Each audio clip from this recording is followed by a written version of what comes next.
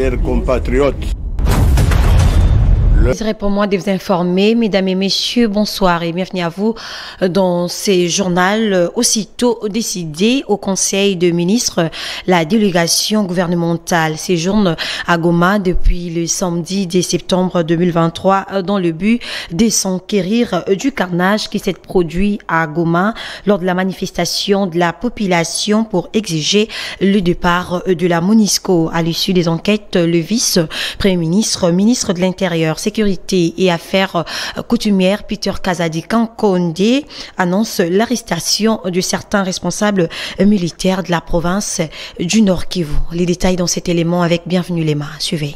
La manifestation des habitants de Goma qui exige le départ sans vice des procédures de la MONUSCO sur les sols congolais. Une manifestation qui a occasionné plusieurs morts et blessés le mercredi 30 août 2023. Aussitôt déployée, la délégation gouvernementale venue de Kinshasa a palpé du doigt les dégâts causés. L'objet de notre mission est de nous enquérir des événements, nous enquérir sur les événements qui se sont déroulés le 30 août ici dans la ville de Goma.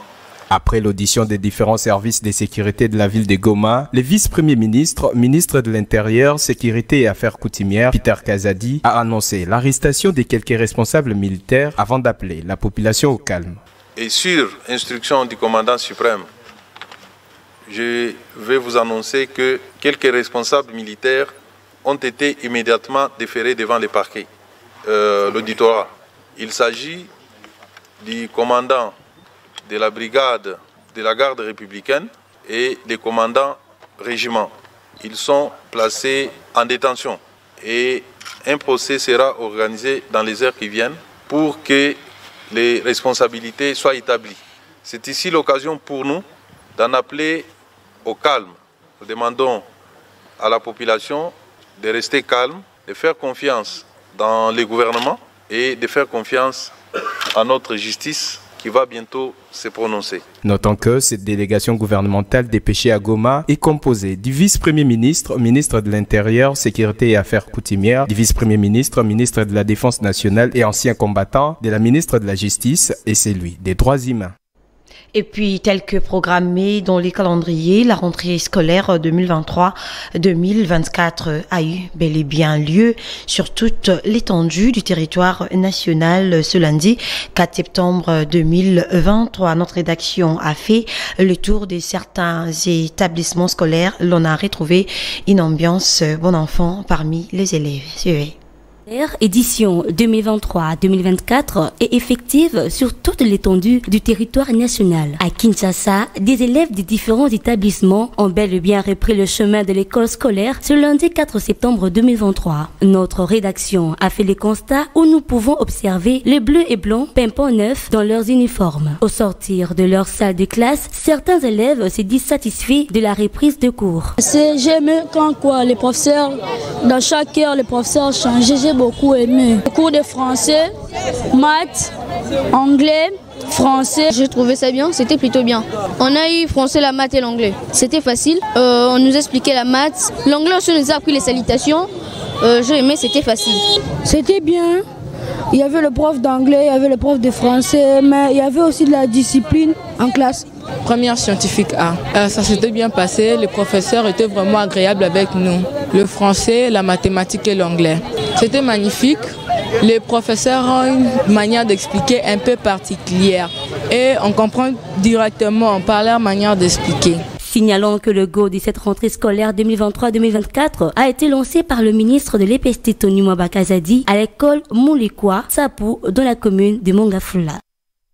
Restons toujours dans ce même chapitre. La rentrée scolaire 2023-2024 est effective sur toute l'étendue du territoire national ce lundi 4 septembre 2023. Les campus scolaires Mahanaïm, une école bilingue, a ouvert ses portes pour accueillir tous les élèves et une cérémonie des coupures des ribbons était organisée à l'enceinte de l'école située sur l'avenue Bongolo. Nous sommes dans la commune du Kalamou. Les détails dans cet élément, suivez.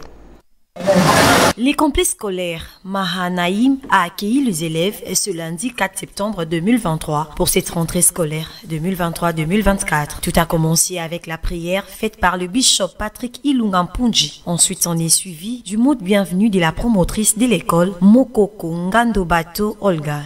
Je ressens aussi de la fierté car après avoir été élève et avoir usé les jupes et les blouses sur les bancs de l'école, c'est en tant que promotrice accompagnée de mes collaborateurs. En présence de plusieurs autorités et parents,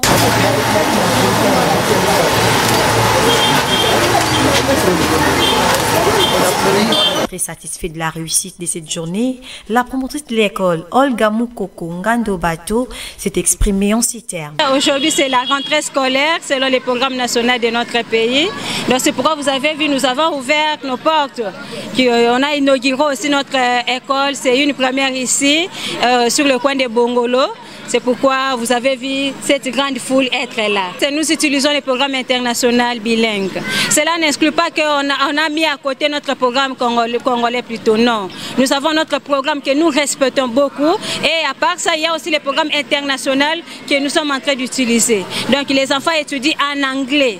Pas seulement anglais de good morning, ils apprennent à parler, à écrire et à lire la langue anglaise, dès la maternelle jusqu'au niveau primaire. L'un des parents ayant pris part à cette cérémonie a livré ses impressions. Ce que je vais demander aux parents, à mes chers parents comme moi, leurs collègues, je leur demande de faire confiance à cette école, de la goûter, à envoyer sans tarder, sans hésiter vos enfants. Vous ne serez jamais déçus. Je ne fais pas d'une publicité de ce que je n'ai pas goûté. Je mets 2 enfants ici qui apprennent dans cette école. Je connais de quoi est cette école. À savoir que les complexes scolaires Manahaïm, une école bilingue disposant de personnel bien qualifié et ayant une formation de très haute qualité pour une meilleure formation des enfants. Le groupe Héritage Investissement, sous son programme Initiative Emploi pour tous, a organisé du 1er au 3 septembre 2023 à l'Académie de Beaux-Arts la première édition du plus grand salon de l'emploi et de l'entrepreneuriat. Pendant 3 jours de programmes, sessions, panels et ateliers ont été organisés dans ces salons dans le but de former et coacher les participants dans les domaines de l'emploi et entrepreneuriat. Était présente pour représenter cette télévision. Naomi Mukongo, suivez.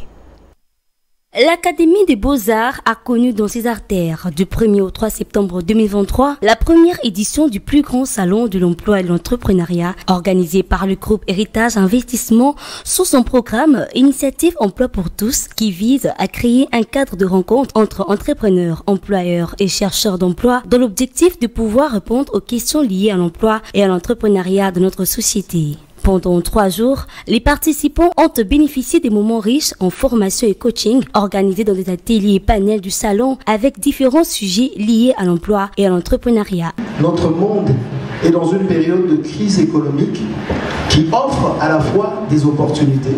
Parce que lorsque vous vous trouvez devant des challenges, pour certains, ce sont des opportunités.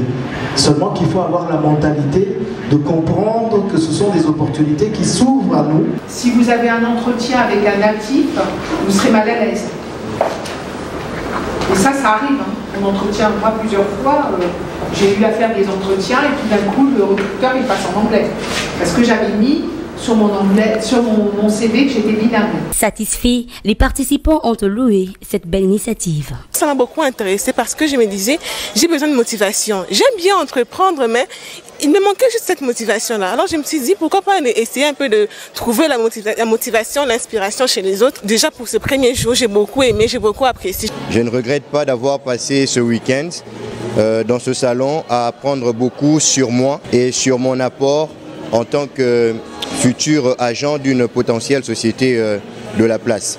Parce que grâce aux conférenciers, aux panélistes, j'ai beaucoup appris sur comment rédiger mon CV. Les organisateurs, quant à eux, n'ont pas gardé leur langue en poche. En fait, on a organisé cet événement pour la jeunesse de Kinshasa, la population de la RDC, mais particulièrement d'abord pour un début, la population de Kinshasa. Notre objectif, c'était vraiment de conscientiser la population, de pousser la jeunesse à pouvoir chercher de l'emploi aider la jeunesse à pouvoir se former, à être plus efficace pour pouvoir rechercher de l'emploi derrière. Je suis sûre que ce salon est en effet l'ouverture de plusieurs portes qui mènera plusieurs personnes vers quelque chose de meilleur demain au niveau de l'emploi et surtout répondre aux besoins du marché. Notons qu'un concours organisé par Aquasplash, un des partenaires de ces grands événements, a sanctionné cette activité dans une ambiance au zénith. Et à l'UNIKIN, la collation de grades académiques de la faculté des sciences économiques et de gestion de l'université de Kinshasa a eu lieu le samedi 10 septembre 2023 dans la salle de conférence du ministère des Affaires étrangères. Plusieurs autorités de marque et professeurs d'université ont rehaussé de leur présence dans cette manifestation. Un reportage signé David Nzolantima. C'est sous une ambiance extrêmement électrique que s'est déroulée le samedi 10 septembre la collation de grades académiques de la faculté des sciences économiques et de gestion de l'université de Kinshasa.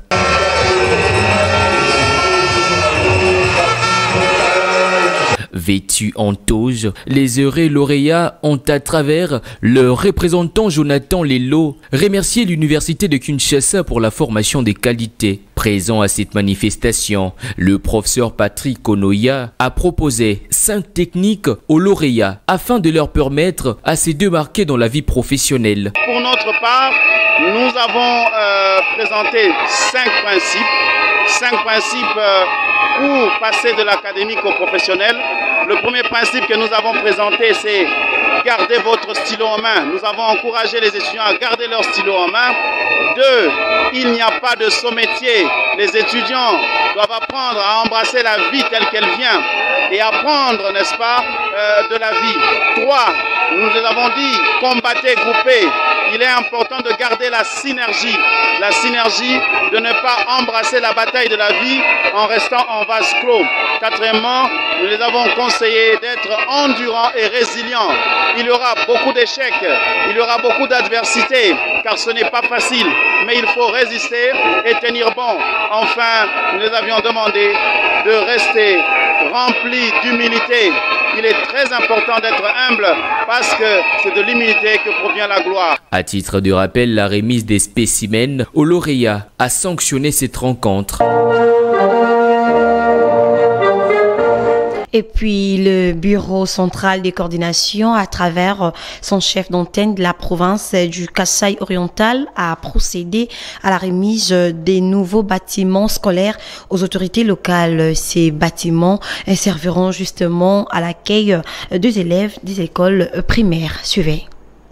Au total, 18 écoles ont été construites sur 44 prévues dans le cadre du projet de développement de 145 territoires dans les territoires de Lupatapata et Katonda dans la province du Kasaï oriental. Le bureau central des coordinations, à travers son chef d'antenne de la province, a livré aux autorités locales le bâtiment scolaire qui vont servir d'accueillir les élèves pour la rentrée scolaire 2023-2024. Ces bâtiments sont équipés en bancs pupitres et électrifié par un kit scolaire dont chaque établissement scolaire a une capacité d'accueillir 360 élèves. Des rampes construites devant chaque salle de classe pour faciliter aux élèves à mobilité réduite d'accéder à ces ouvrages. Signalant que 25 autres établissements scolaires sont en cours de construction et des autres en train d'être réhabilités dans les territoires de Miabi.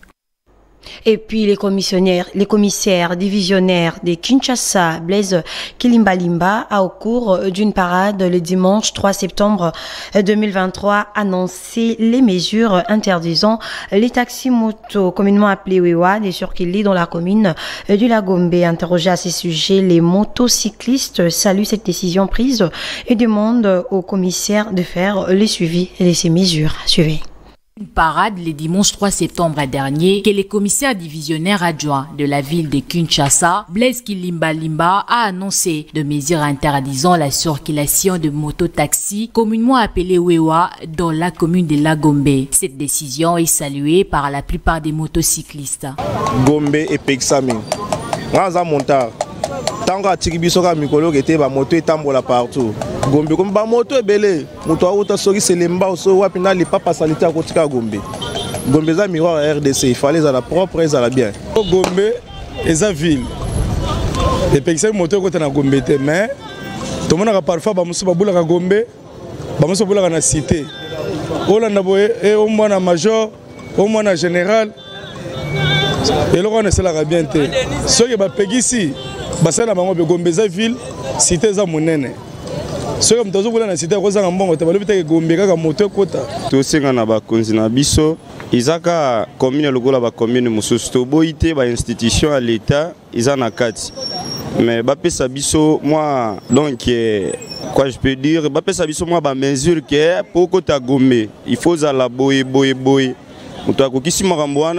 là ça va au pied arrêter. Est autorisé d'interpeller un motocycliste. Seuls les policiers ayant un document valable signé pour cette mission. Il faut signaler que Blaise Kilimba Limba a par la même occasion interdit la circulation des camions remorques avant 22 heures afin de permettre la fluidité et une bonne circulation dans les artères principales de Kinshasa.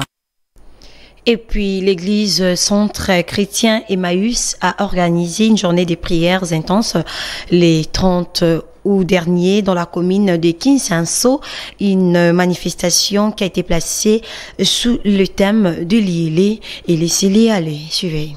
Les fidèles des centres chrétiens Emmaüs, cellules de Kinshasa, ont été délivrés et bénis par les couples pastoraux Mukandi à travers une journée de prières intenses. Placé sous les thèmes déliez-les et laissez-les aller, le pasteur Henri Mukandi a dans les livres de Jean chapitre 11 versets 39 à 44 démontré comment Jésus-Christ a ressuscité Lazare qui était déjà dans un état de décomposition avant de souligner que celui qui est à Dieu est vivant car Jésus-Christ était venu pour abolir la peine de mort. Le message est que celui qui a Jésus a la vie. La différence avec d'autres personnages qu'on peut présenter est que la vie de Jésus-Christ est une vie éternelle. La prophétesse des dieux Petroni Mukandi a appelé les enfants de Dieu à venir le 30 octobre prochain à une campagne d'évangélisation à 7e rue Lumete. Le 30 octobre à 7e rue, place commerciale, Tozana Milulu Nabiso, Tozo Sabino Ebele, Yes Azana Bomoy, Dengena Utsikoloba, Oyazana Yes, Dazana Bomoy, Oyazana Yes Te, Azana Bomoy Te, Yomutosana Yes Te Yaka, le 30 octobre, Okutananaye. Rappelons que cette journée des prières intenses s'était clôturée dans une bonne ambiance.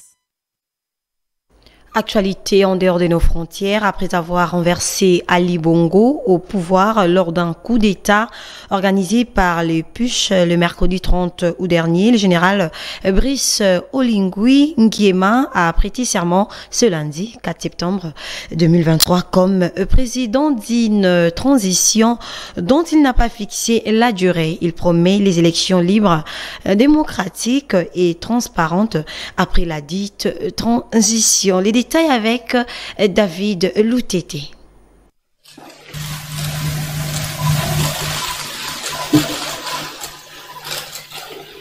Brice Oligui Nguema était commandant de la garde présidentielle gabonaise.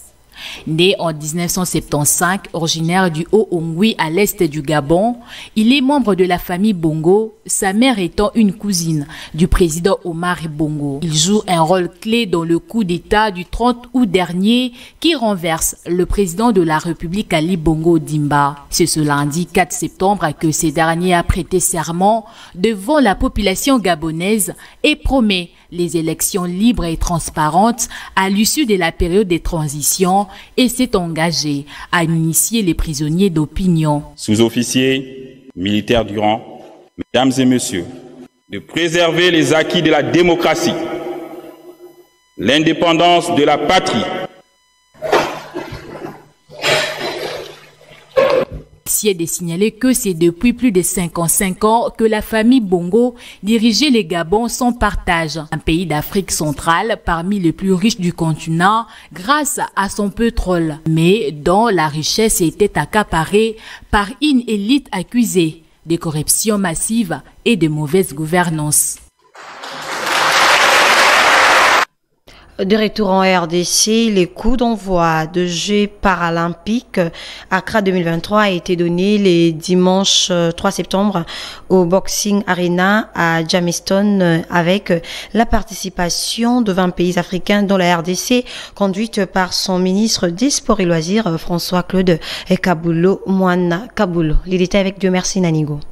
Vêtue aux couleurs nationales, la délégation congolaise, composée d'une quarantaine d'athlètes et encadreurs de la Fédération congolaise de basketball sur fauteuil, FECOBAF, a reçu l'étendard des mains de François-Claude Kabulo Mwana Kabulo pour défiler devant les autorités, parmi lesquelles Madame Nyankiro, ambassadrice de la RDC au Ghana. Cette cérémonie a tenu toutes ses promesses au vu du spectacle haut en couleurs puisé dans le folklore local. Prenant la parole pour la circonstance, Samso Digne, président du comité paralympique international, a salué l'accueil chaleureux du pays organisateur de cette première édition des Jeux paralympiques avant de demander aux athlètes de faire preuve de fair play tout au long de cette compétition. Cette première édition des Paragames est placée sous les signes de la promotion, la solidarité et la dignité des personnes vulnérables. Rappelons que la RDC est dans le groupe 2 avec le Maroc et l'Angola.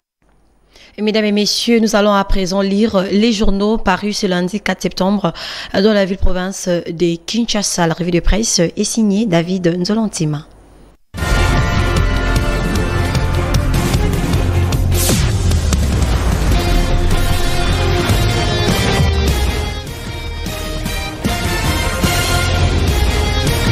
Bonsoir et bienvenue dans cette revue de presse.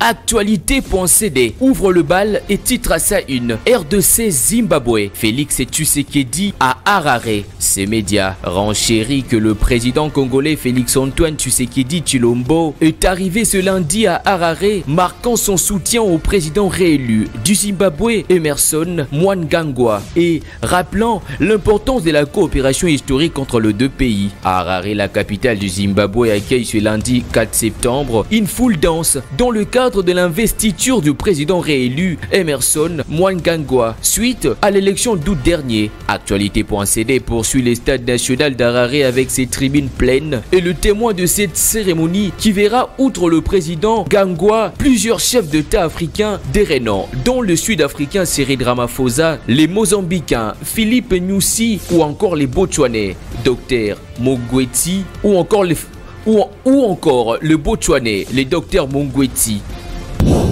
Poursuivons cette revue de presse avec Mediacongo.net qui titre à sa une répression militaire du 30 août.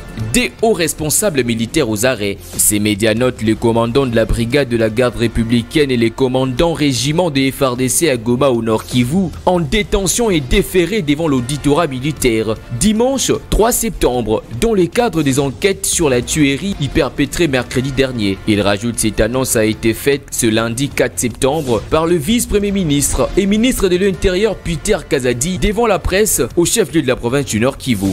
Les sanctions contre ces hauts responsables de l'armée sont tombés à l'issue des auditions des responsables militaires et de services de sécurité menées par la délégation gouvernementale dépêchée à Goma 5 jours après la répression sanglante des manifestants par des forces de l'ordre. Le ministre de l'Intérieur a affirmé qu'un procès va être organisé dans les heures qui viennent pour établir les responsabilités.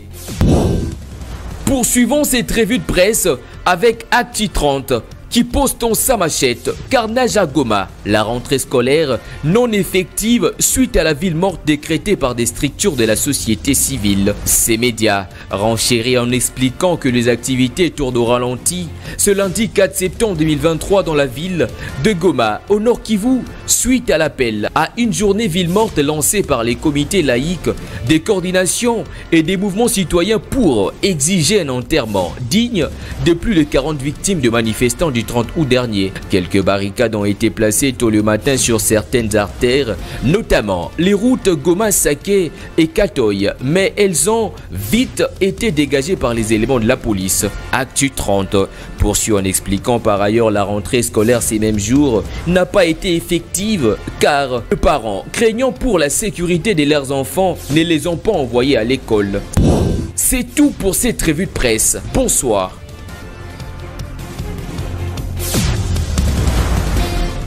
Bonsoir à toi, David Nzolantima, et merci pour cette belle sélection de journaux. Mesdames et messieurs, c'est par ici que nous mettons un terme à cette session de l'information qui a été coordonnée par Rémi Mbouy, réalisée par l'ensemble de la rédaction. Merci à vous tous de l'avoir suivi. Restez branchés sur nos antennes. L'information continue. Au revoir. Mes chers compatriotes,